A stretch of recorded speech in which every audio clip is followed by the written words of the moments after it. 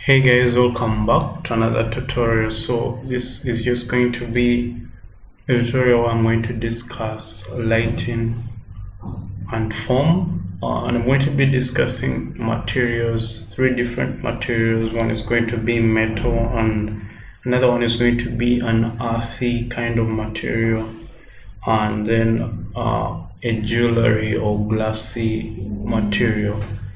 So I'm just going to be discussing how light interacts with these kinds of materials and how you can use light to render these forms.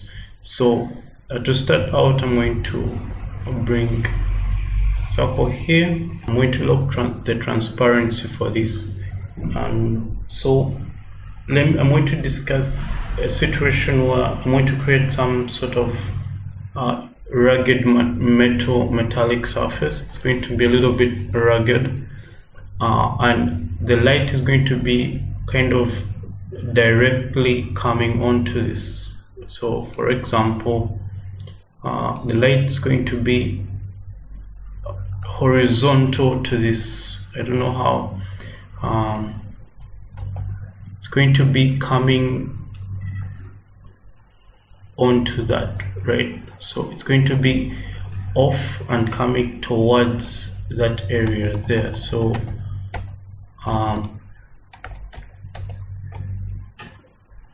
when you're doing that, so it's going to be, I'm going to be explaining the light, how it affects that. So I'm going to be using this kind of brush here. Again, it's a default brush. So the thing is, when light, so imagine if light's coming not like this, but it's kind of coming like that, if you understand, like that.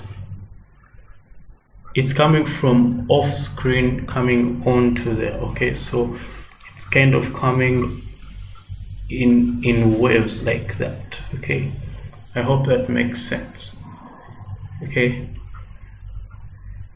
so you'd find that in most cases people show you light coming like this, okay, from up or down, but this one is coming, it's kind of horizontal. So imagine like someone's put a torch directly onto a ball seated, a ball that is on a ground surface. So that's what this is about.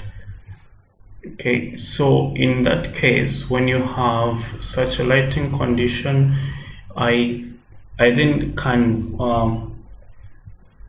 begin by defining out. So when I get this kind of color here, I can just increase it just a little bit. Let me get this. So, and then just increase it a little, and I begin defining its boundaries that the light's going to be affecting. So if light is hitting directly here, and this is a spherical ball, it's going to be causing it's going to be splashing light around this ball. Okay, so the areas that are farther away from the light source are going to be dimly lit, whereas the areas that are closer to the center, so I'm imagining that the light is hitting the center of this ball, they're going to be more lit, right? So you can see that I'm already defining form by adding light of different intensity. So I'm going to try and make this a spherical ball that is kind of metallic in nature, and so with metallic surfaces you have areas which will be really hot, and then these areas that are farther away from the light, they are rolling away, so they are forming, they're darker now. And of course, if you wanted to form a hollow surface, this would be the opposite. So inside here would be dark, and outside there would be the light, so this would appear like a hollow surface. We can smoothen out just a little bit of those edges to make it less rugged, and then of course we can again roll these edges further back, just like that. When you're adding a shadow underneath, you have options here. When you're using Photoshop, it's you can work with changing the brush. Don't, maybe when you're making the shadow, just tilt the brush in perspective so that it gives you something realistic. When you're done here now, we want to form a shadow back there, so I'm just clicking twice, and you can see now what, just bring out that shadow just a little bit like that. Now of course you don't want to make a shadow that is ridiculously long like this, so maybe I can because of course this is a spherical surface, so it's not going to cast that sort of shadow, but maybe it will cast a shadow of this size, right? And so the shadows, their intensity decreases as they move outside, as they go further away from the obstacle. So which means that the areas that are closer to the surface, to this whatever the sphere, are going to be darker, right? So which means that here we're going to have a darker tone, then again another dark tone. So by the time you get down here, you can barely tell the difference between the surface and the area. So the next one we're going to do is the kind of earthy material, the earthy kind of material, whereby we are going to be defining some, again, a source. This time let's use the normal source because I want to show you something important. In this case, the lighting is going to be coming from maybe somewhere there up, and let's imagine the light source coming like that, and then maybe falling somewhere here. So the phenomenon is that once the light comes, let me actually use a color that demonstrates light. So if light comes like that, okay, and it falls here, thing is, this part again, as you've seen in the earlier tutorial, in the first demonstration, this part is going to be brighter, of course. So the part that's brightest is the part that is directly perpendicular to the light source. These other areas, they become less and less perpendicular to the light source. If you're painting like a very rough surface, you'll find that some spots will be very, very light, and whereas others will be really, really dark or less light. Okay, and this is because, again, some in very rugged surfaces, some parts are more perpendicular than others. Okay, so you may find that some parts are like this, whereas some parts are like this, whereas some parts are like that. Okay, I mean the planes of the surface that in this case you're simplifying it by using spheres, but this applies to anything, whether it's human skin or metallic machines surfaces. So which means that the light comes like that, okay, and once it comes like that, again its intensity decreases as it moves further away. So as light moves further away, its intensity decreases. But again, there is some light that comes over like that. So when it hits, so if the ground plane is here, the light comes and hits there like this, and then it bounces. So it will then, its intensity decreases as it goes down here, okay, and then this light tends to zero as it moves down here. But then there is also light that bounces off and forms down here, okay. So once it forms down there, and also again this light comes over this way like that, and remember light moves in straight lines and stuff. So when it forms, if there is for example a barrier here, then again we shall have bounced light. If there is no, then we will not have any bounced light there.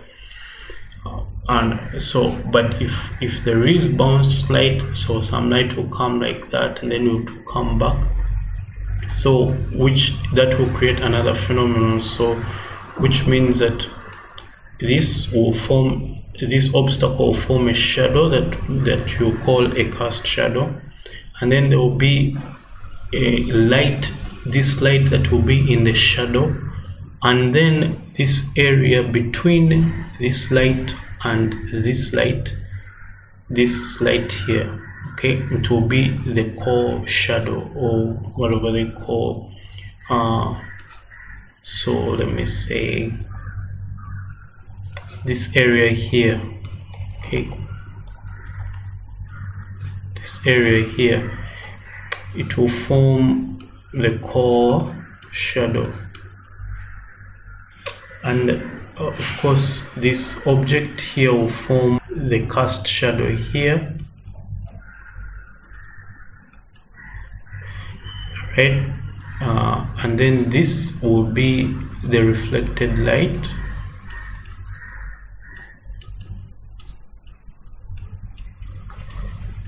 and so again for this will be the direct light coming from the light source, and then again this will be the light that's defining the form, and again its intensity decreases as it moves away from this point that is directly above, directly below the light source, okay.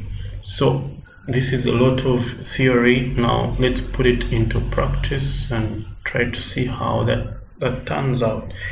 So again, beginning with this shape here, I'm going to define areas that, again, using the same concept, I'm going to just begin by I'm clipping this layer onto this. So if my light source is somewhere around here, okay, I'm gently defining form like that.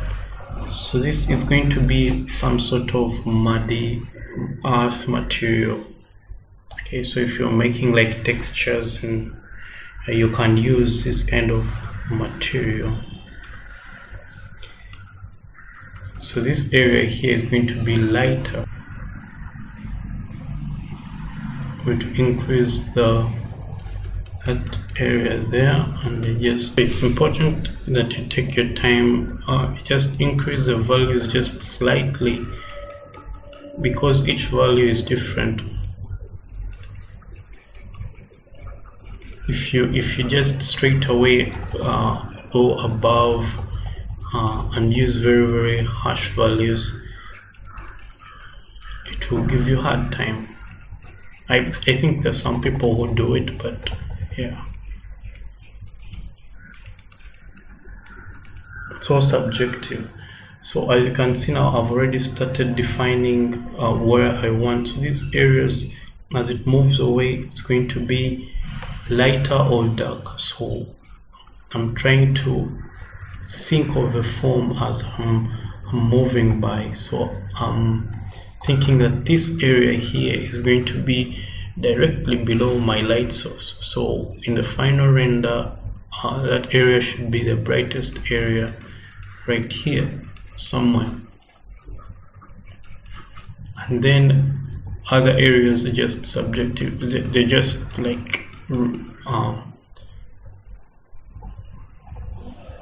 they're just smaller, lesser intense values. So here I can also use my opacity to help me define the shapes. So when you see that your values are becoming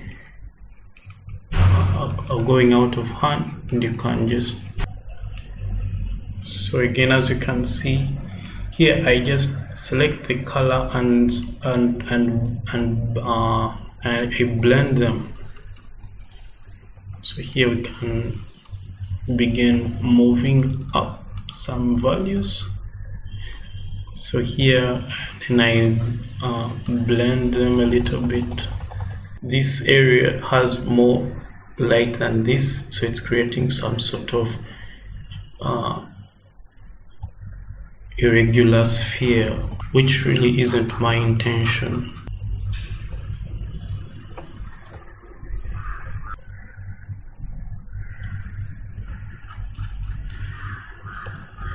So you can see now the sphere, the parts is starting to be defined now. Okay, so that's why.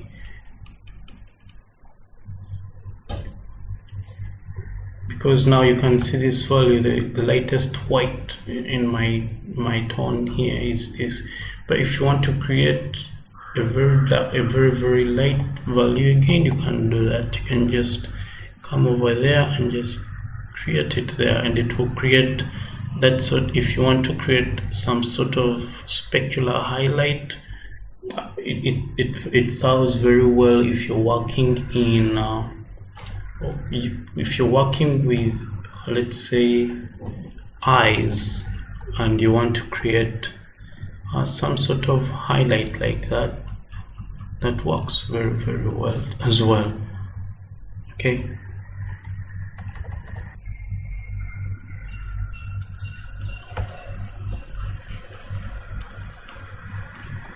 Okay, so here I've already defined some sort of sphere now on the top, but as the light rolls away, okay, as the light rolls away there, it creates that sort of, you know, those parts away from that are not perpendicular to the light source they're going to be dark again, just as we did in the first case, and that's why it creates that sort of rolling form that you see right there.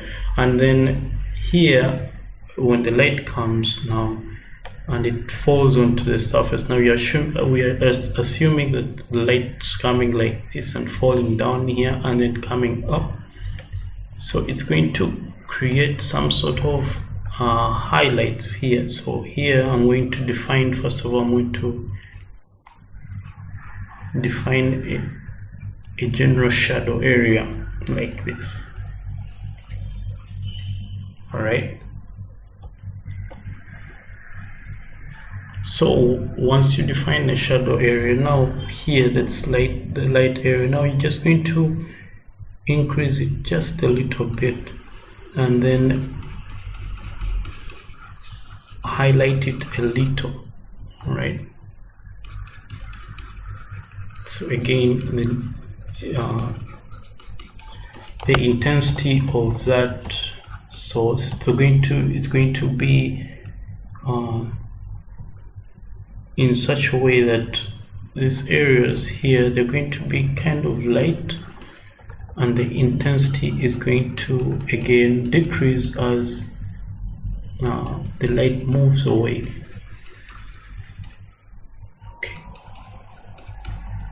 So as you can see now, in this case, now we've finished that. So the next part we're going to do is we're going to add a shadow so that we can see what we're doing. So again, the shadow for this is going to be kind of similar to the surface that we are working with. Again, I'm assuming that the light's coming here and there are no obstacles here, otherwise we would have had some more reflections around and would have had various variations, but now, so you can see this area here, is a core shadow. Here we have the reflected light. Now moving on to the shadows, I'm going to tilt my brush in perspective again.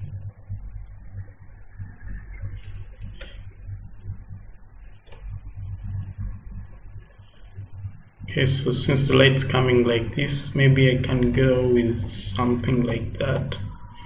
And I'm going to sample colors from down here, and I'm just going to define my shadows. So the shadows are going to be generally the same as they're generally going to be similar to they're going to be almost similar to the color underneath. So yeah, because of the light, so they're going to take on the color of the surface, or the casting surface, whatever. So if, for example, this were a green ball, this shadow would be a greenish tone. If it were a red ball, it would be a reddish kind of tone under there. Okay, so see that we have our shadows here again, just as I said earlier, that the area under there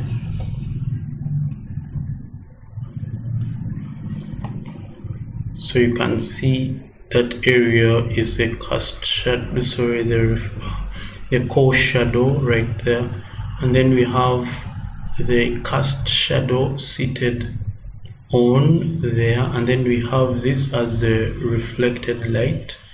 Okay, so here of course these values are exaggerated values, but it's kind of similar. And then we have our direct light source here, as you can see, and we have our again light dispersion. And so the interaction of this all creates this interesting form to an otherwise formless shape. All right, so that's the second part. And then the last part we're going to be discussing is the glossy material. So this is like an earth material, kind of, if like, or even skin, organic material, like if you're painting skin, stuff like that. This is what you want to be doing. We're now going to be creating a glossy material, or like a jewelry. If you're creating some sort of jewelry, this is kind of the material, the techniques you'd be in lines with, you'll be moving in line with these kinds of techniques here.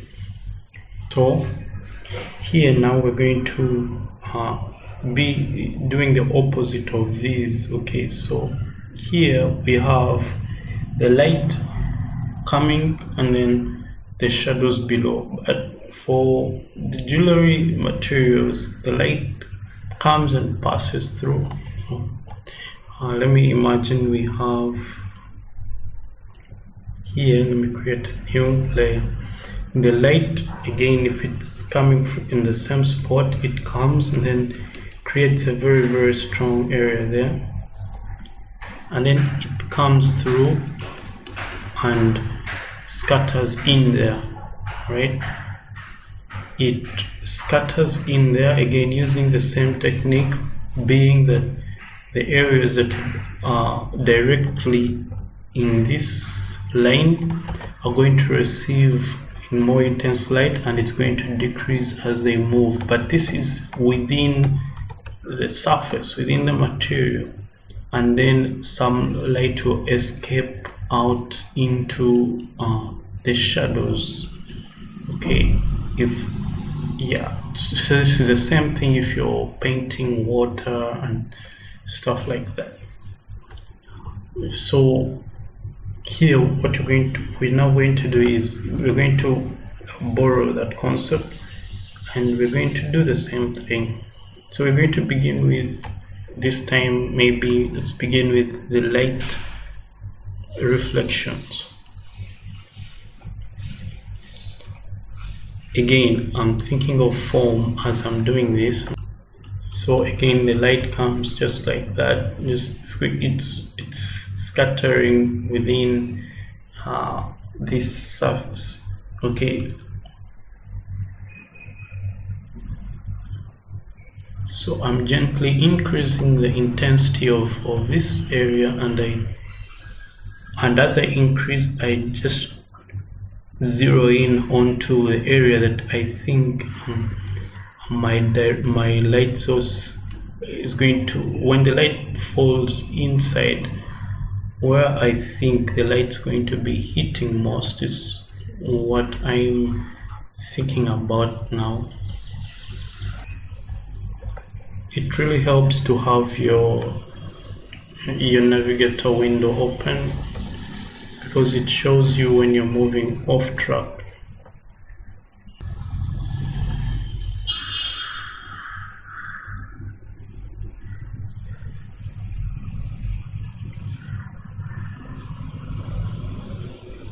So the light source, it's very, very bright. It's a very, very bright area that is going to be surrounded by this very, very dark area.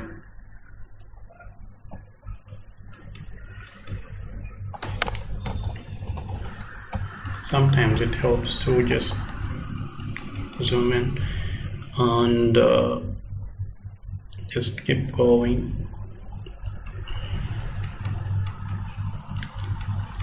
Actually, here you feel free to just, if you want to make it the brightest highlight in the middle, so it gives that kind of starry, yeah, that thing, you see.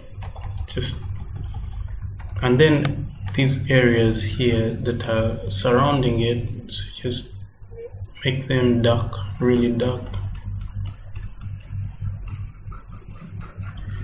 And again, define their form.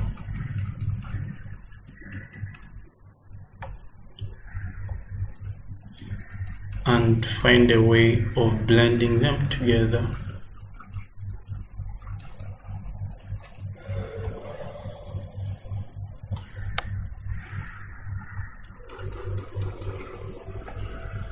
Or it's just, yeah, there are no rules to doing this. It's just you observe and then try to think of the form as you do it, so that you understand what's really going on, but you're doing it on your own now.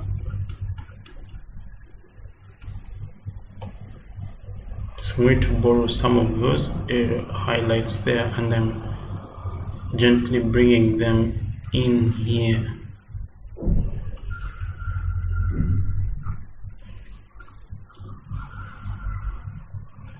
Okay.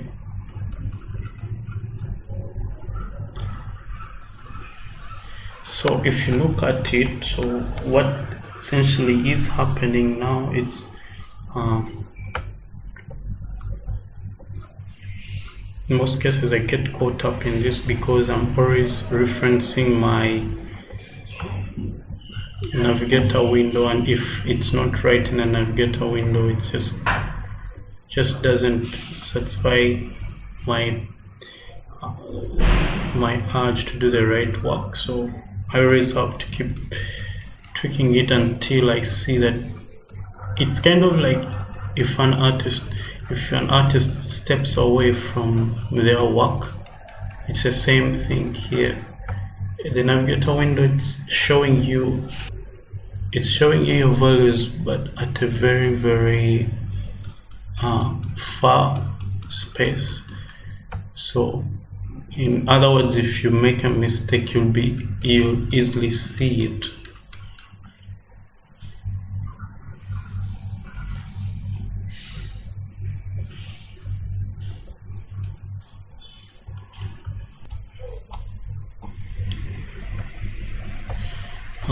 If for example you have an eye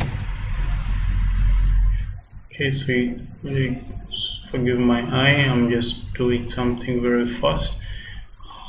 So here you have that inner spherical surface, alright? So the inner spherical surface, it's all going to be like a dark value, but then this area here is going to be overlapped by this area. Okay, of course, this is a general structure. Whichever I look at, it's going to have something close to this. And then, so since this area is already dark, right? Okay, but this area is going to be darker, and also these areas are going to be dark. But because this light hits here, it's going to create this thing down here. It will look like a jewelry, like a jewel of sorts. Okay, so if you make this like a specular highlight.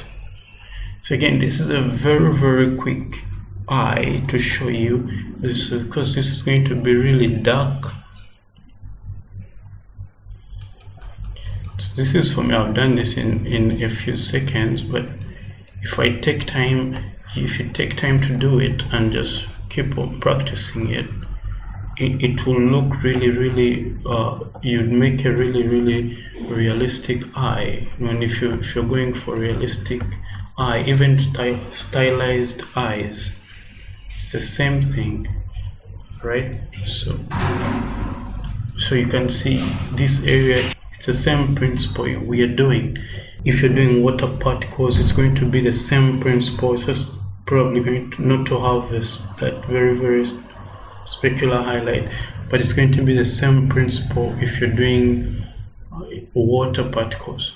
All right, so that's for the eye. But now we have the other idea of when the eye aside, we now go back to the shadows. The shadows for this, it's going to be a very simple thing. So it's going to be, again, when you're doing shadows, put them in perspectives. Light's coming like that, it's going to be forming. Let's imagine it's going to be coming just like that. Okay, so I'm going to put a shadow underneath here, so it's going to be that color. All right, it's going to be about, so as it goes, let me change the perspective for that. I know some people don't mind that, but for me it gives me a hard time once the shadow doesn't feel right. Now I've over exaggerated this shadow to show you something, right? For this shadow, it's going to form something more interesting. It's going to get this light here and also pass it through and cast it below. So that's why I wanted to, okay, it's fine. And maybe just push this side a little bit. I'm exaggerating this so that I can show you.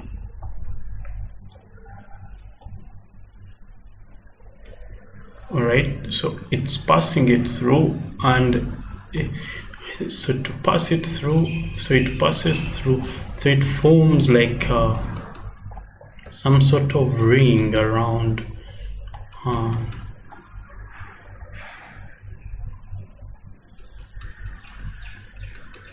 it forms like some sort of ring. Okay, so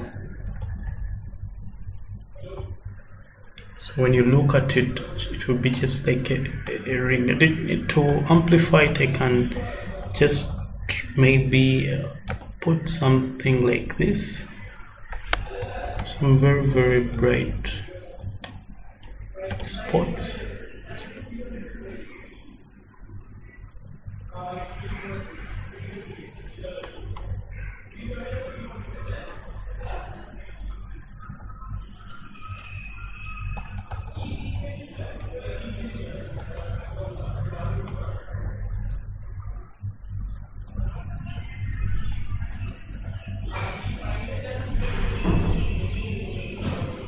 something like that. So it will be like as if it's passing through. So some areas will be, again, because these materials are all surface materials, they're all just, so that would essentially be your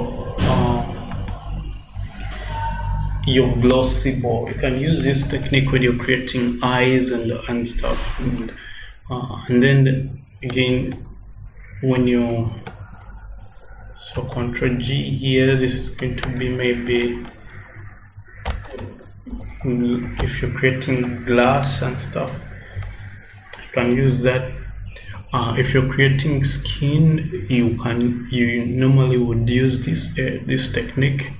And then if you're creating metal, it's going to be this form here. Now, these are the three kinds of materials you can use when you are working with, if you want to create different kind of renders and you're using values. You can reference the tutorial sections for each of this video if you're creating metal or organic surfaces or glossy jewelry surfaces. You can use these kinds of techniques. I'm going to be if you want me to show you other videos, make sure if there is any sort of material you want me to show you how to render, just leave it in the comment section below, and I'll get to it after. If I get any 3 more materials, I'll be making more videos to show you how to render those. And of course, more videos will be coming out in future in showing you practical usage of these techniques. So stay tuned for that. I'll leave it at this. So just go create, stay awesome, be amazing. Till next time, peace.